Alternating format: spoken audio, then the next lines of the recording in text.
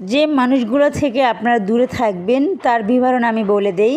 যেসব মানুষগুলা আপনার বাসায় হোক, আপনার অফিস হোক, আপনার কাজের জায়গায় হোক, আপনার ফ্যামিলিতে হোক, সব সময় আপনার সাথে বেশি আধিক্যতা দেখাবে, বেশি বন্ধুত্ব পরায়ণ হবে, হাসি মুখে আপনার খবর নেবে, খোঁজ নেবে, তাদের ভিতর মনে করেন ভেজাল আছে। তারা উপারে ভালো থাকবে, পিছে আপনার ক্ষতি করবে।